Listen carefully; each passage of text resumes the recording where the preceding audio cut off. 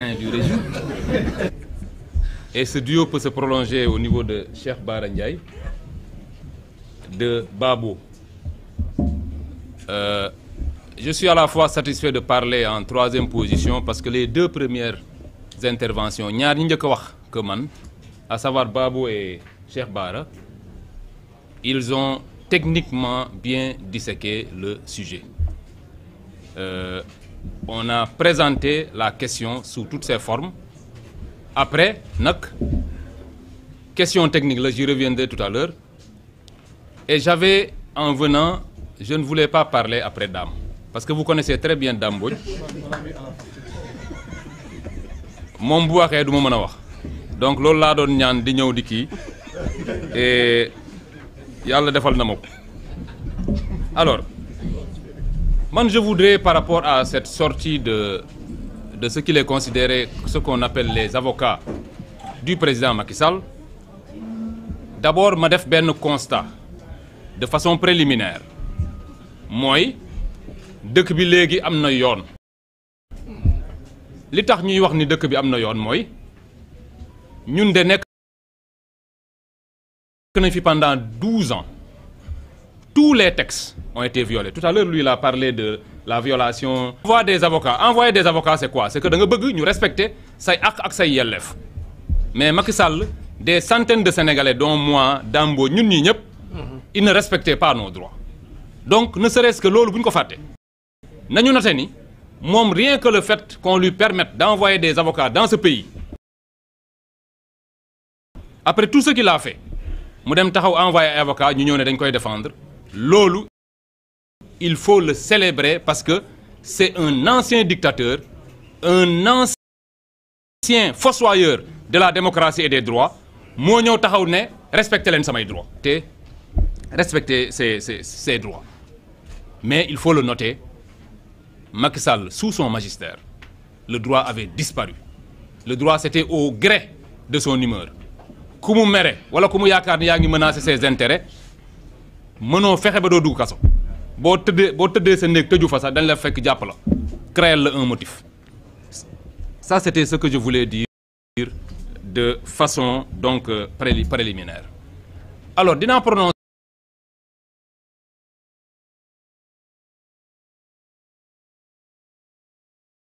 sa stratégie de défense nga xam ni moom moo ñuy mener vers ce que j'appelle la réponse proactive, la réponse politique proactive.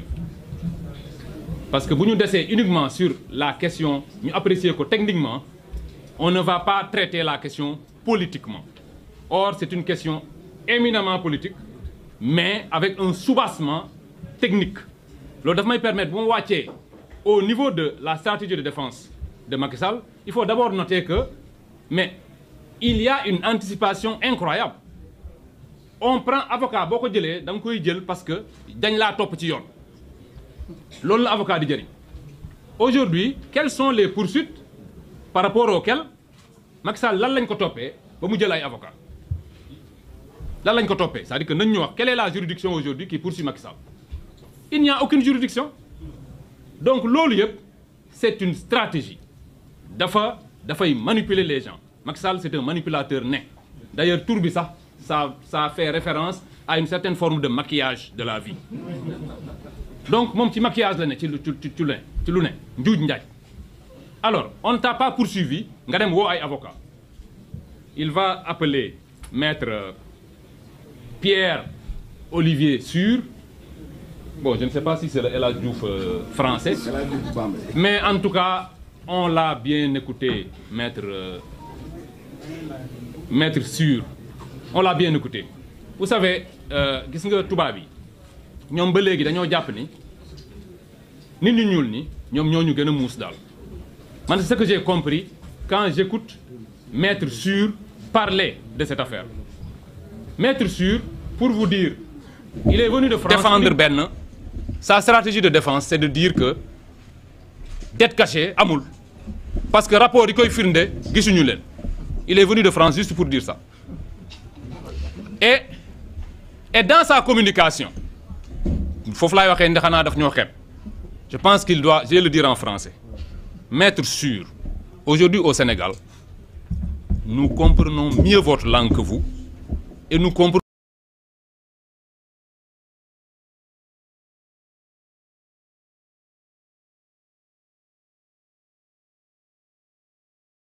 c'est-à-dire que des Sénégalais parlent mieux votre langue que vous-même.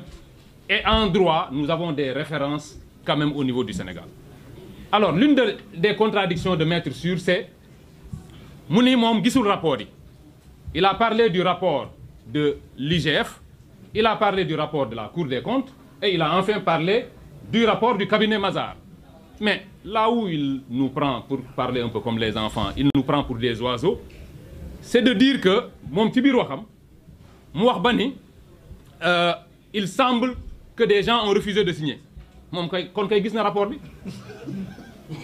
Comment est-il capable, lui, de savoir qu'il y a eu des gens qui ont refusé de signer?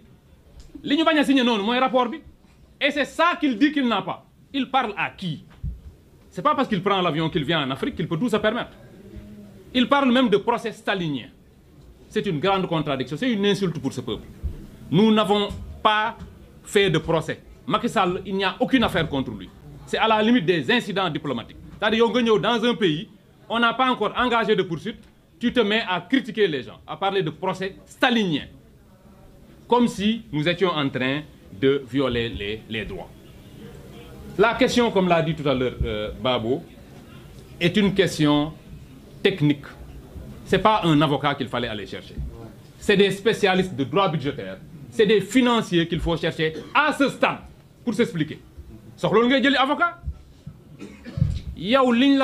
On n'est pas dans un combat. L'avocat, c'est pour te défendre dans le cadre d'une instance. Et je ne pense pas que Olivier Sûr ait des références sérieuses en matière de finances publiques.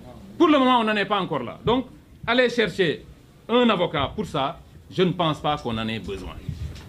Et je l'ai dit aujourd'hui, la dette cachée, Macky Sall ak ñoñam, à savoir ñom Aïssata Tall Sall qui le défendent, mënuñoo wax dans ce pays ba nit ñi japp ni dette cachée amul.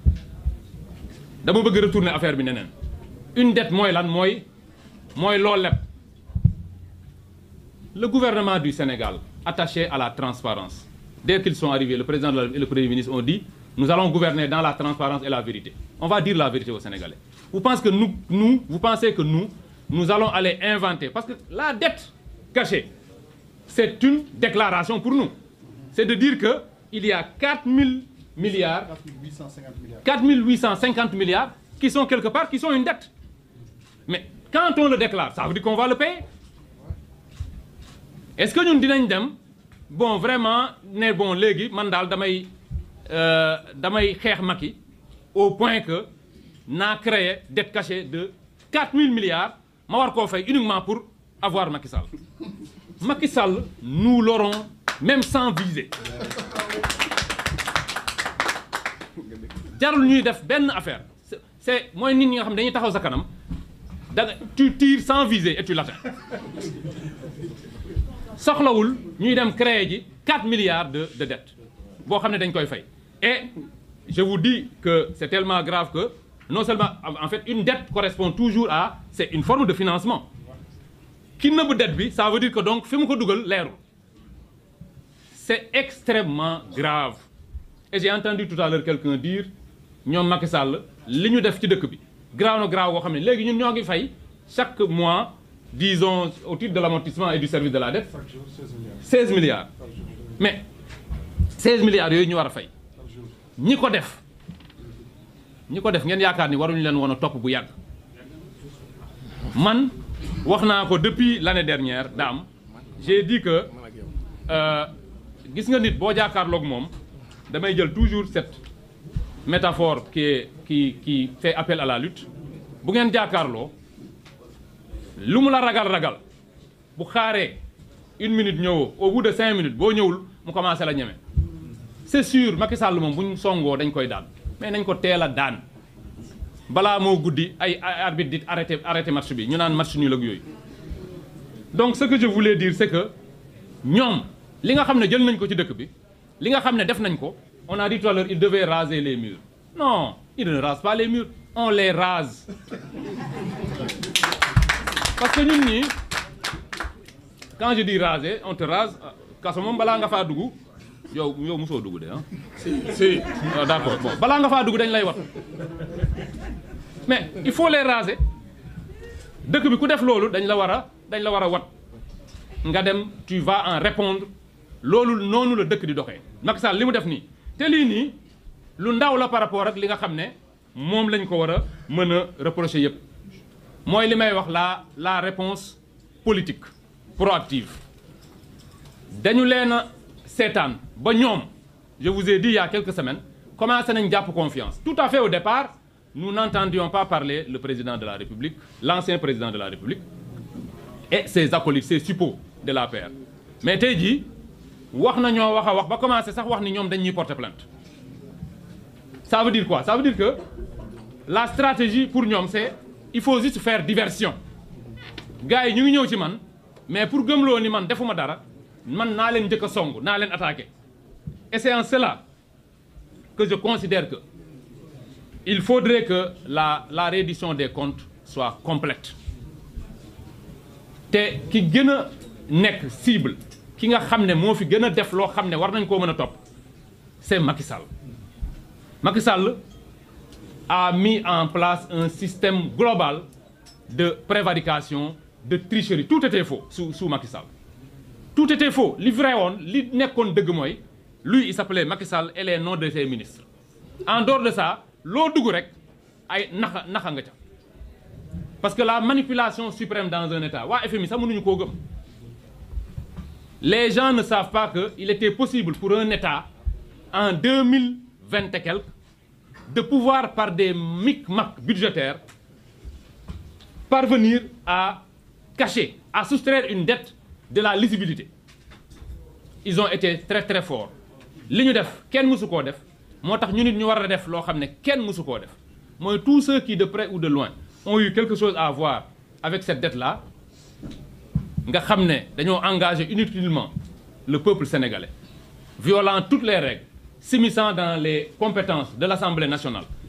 ñooñu dañ leen a war a wër et on doit les sanctionner aujourd'hui Macky Sall il anticipe sur ces questions-là xam na ni les vraies questions pour moi li ñu war a toppee Macky Sall ce n'est même pas ça les vraies questions c'est l'ensemble des personnes qui entre 2021 et 2024 ont subi soit un emprisonnement sans cause soit une torture sans cause soit un assassinat parce que ñi ñu fa rey bari nañ et tout cela ça retournera sur Macky Sall te bu delloo ci Macky Sall et c'est par là que je vais clôturer bu delloo ci Macky Sall ça retournera sur son parti le parti APR ne peut pas survivre à ce qui va arriver dans quelque temps mënta nekk parce que dans l'histoire du Sénégal jamais aucun parti ne s'est permis cela ils se sont permis des choses ils ont été à la place de l'État organisant une justice parallèle mooy lan fii état rek moo am droit wu rey nit sous certaines conditions ñoom jël nañ ay nervis yu rey nit fii état rek moo am droit jàpp la indi la il y a parmi les pastefiens am na ñoo xam ne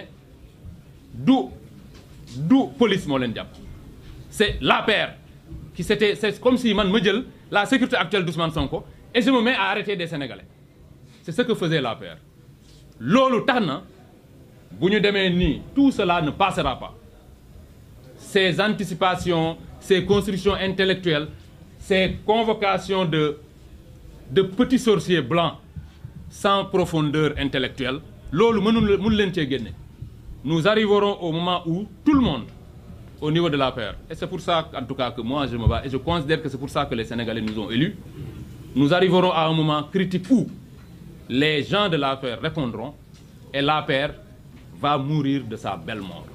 Je vous remercie.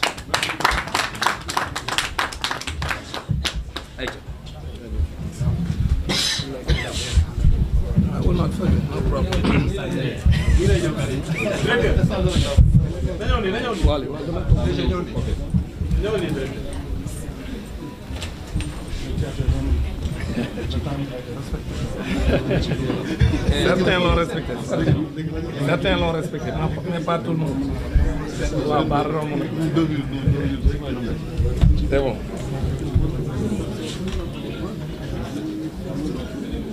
Voilà, merci.